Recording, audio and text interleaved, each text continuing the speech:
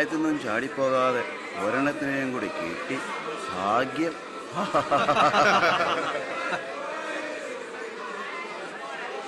എടാ തോമ, ചാക്കോ, ഒന്ന് അടുത്ത് നിന്നേ. നമുക്കൊരു നടയങ്ങ് വിളിച്ചാലോ? കൊടയൊന്നും ഇല്ലേ? പിന്നെ കൊട ഇങ്ങ് അടുത്ത് നിക്കടാവേ. നടന്നടായോ.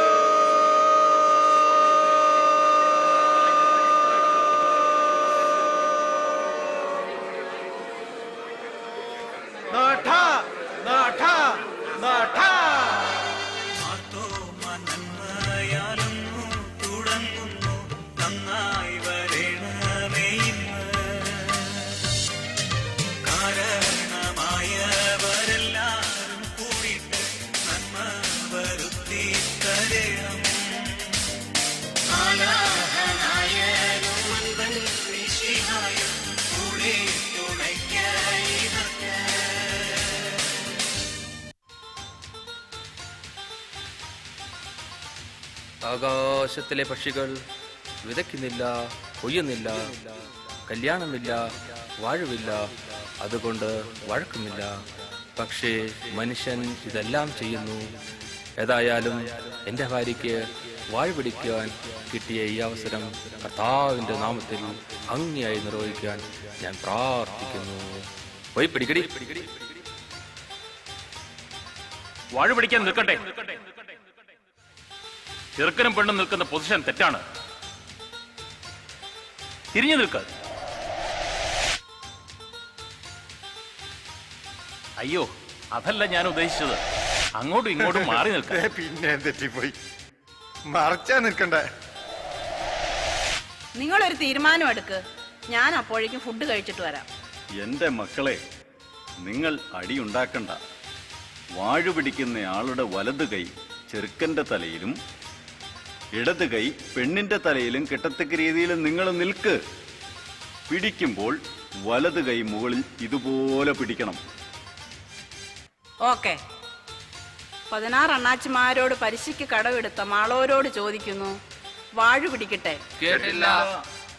16 അണ്ണാച്ചിമാരോട് പലിശയ്ക്ക് കടമെടുത്ത മാളോരോട് ചോദിക്കുന്നു, ദമ്പതിമാർക്ക് വാഴ പിടിക്കട്ടെ? കേട്ടില്ല. 16 അണ്ണാച്ചിമാരോട് പലിശയ്ക്ക് കടമെടുത്ത മാളോരോട് ചോദിക്കുന്നു, ജോസ് മോനും മോളിക്കുട്ടിക്കും വാഴ പിടിക്കട്ടെ?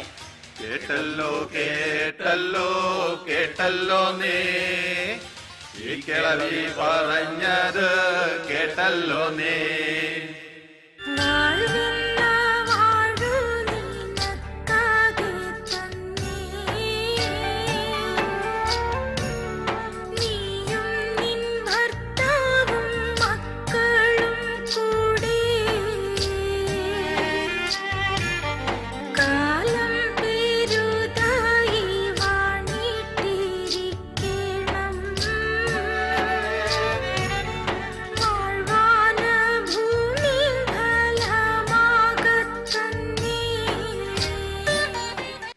ബ്രാൻഡിൽ നിന്നും 72 സ്മോൾ അടിച്ച 432 പേരോട് ചോദിക്കുന്നു, മണവാളച്ചെറുക്കനും മണവാട്ടിപ്പെണ്ണിനും കച്ച തഴുകട്ടെ? കേട്ടില്ല. 7 ബ്രാൻഡിൽ നിന്നും 72 സ്മോൾ അടിച്ച 432 പേരോട് ചോദിക്കുന്നു, മണവാളച്ചെറുക്കനും മണവാട്ടിപ്പെണ്ണിനും കച്ച തഴുകട്ടെ? ജോസിനും മോളിക്കും കച്ച തഴുകട്ടെ? കേട്ടല്ലോ കേട്ടല്ലോ കേട്ടല്ലോ നീ അമ്മാച്ചൻ ചോദിച്ചത് കേട്ടല്ലോ നീ.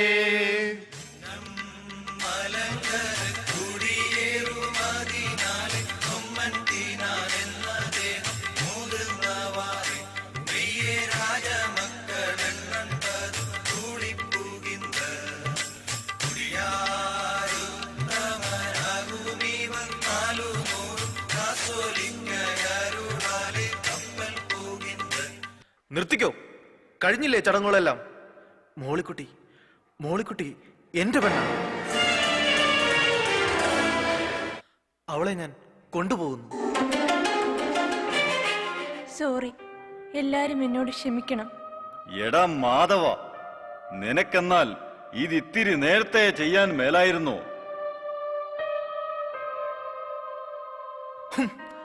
ആകാമായിരുന്നു.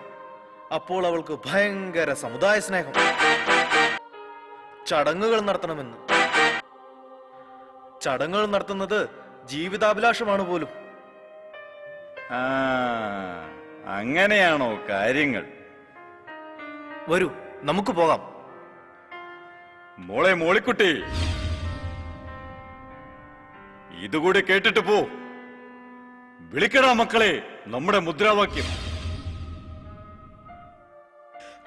തൊമ്മൻ കൊടുങ്ങല്ലൂരിൽ തൊമ്മൻ കൊടുങ്ങല്ലൂരിൽ അന്നു കൊളുത്തിയ ദീപശിഖ, അന്ന് കൊളുത്തിയ ദീപശിഖ, രക്തം ചിന്തി ജീവൻ നൽകി, രക്തം ചിന്തി ജീവൻ നൽകി, തലമുറ തലമുറ കൈമാറി, തലമുറ തലമുറ കൈമാറി, കെടാതെ ഞങ്ങൾ സൂക്ഷിക്കും, കെടാതെ ഞങ്ങൾ സൂക്ഷിക്കും, കെടാതെ ഞങ്ങൾ സൂക്ഷിക്കും. കെടാതെ ഞങ്ങൾ സൂക്ഷിക്കും, കെടാതെ ഞങ്ങൾ സൂക്ഷിക്കും. ക്ഷമിക്കണം മാധവേട്ട, ക്ഷമിക്കണം. എനിക്ക് ഈ സമുദായത്തെയും ഈ കൂട്ടായ്മയുടെ സ്നേഹത്തെയും കണ്ടില്ലെന്ന് നടിക്കാനാവില്ല. ഇറങ്ങിപ്പോടാ. ഇനിയൊരിക്കലും ഞങ്ങളിൽ നിന്ന് ആരെയും നിങ്ങൾക്ക് കിട്ടാൻ പോകുന്നില്ല. ആട്ടിയിറക്കാൻ മാധവൻ വലിഞ്ഞു കയറി വന്നവനല്ല. ജീവനതുല്യം സ്നേഹിച്ച എന്റെ സ്നേഹത്തെക്കാൾ വലുതായി അവൾ ഈ സമുദായത്തെ സ്നേഹിക്കുന്നെങ്കിൽ ഈ സമുദായത്തിന്റെ മഹാത്മ്യം എത്ര വലുതാണെന്ന് ഞാൻ സ്വയം മനസ്സിലാക്കുന്നു. എങ്കിലും മോളിക്കുട്ടി, നീ എന്നും എന്റെ മനസ്സിലുണ്ടാകും ഒരു നീറുന്ന വേദനയോടെ. മാധവൻ ഇറങ്ങുക ഈ സദസ്സിൽ നിന്ന് മാത്രമല്ല, നിന്റെ മനസ്സിൽ നിന്ന് കൂടി. നിക്ക്, പോവാൻ വരട്ടെ. അവസാന വാക്ക് പറയുന്നത് ജോസുകുട്ടിയാണ്. ജോസുകുട്ടി, എന്താ നിന്റെ തീരുമാനം?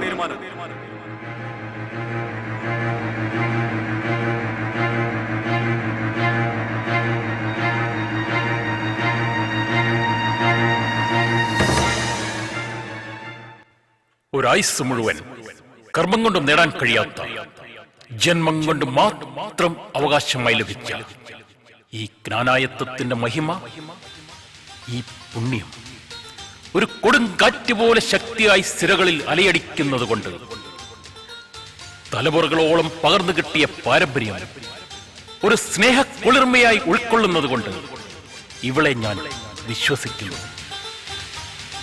ഇവൾ നമ്മുടെ രക്തം, കലർപ്പില്ലാത്ത നമ്മുടെ രക്തം. ഈ മോളിക്കുട്ടിയെ ഞാൻ ആർക്കും വിട്ടുകൊടുക്കില്ല.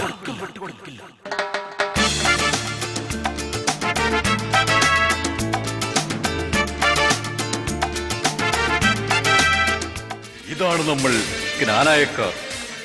ഏത് പ്രതിസന്ധി ഘട്ടങ്ങളിലും തനിമയിൽ, ഒരുമയിൽ, വിശ്വാസ നിറവിൽ ഒന്നുചേരാനുള്ള ഒരു തീപ്പൊരി ഉള്ളിൽ സൂക്ഷിക്കുന്നവർ.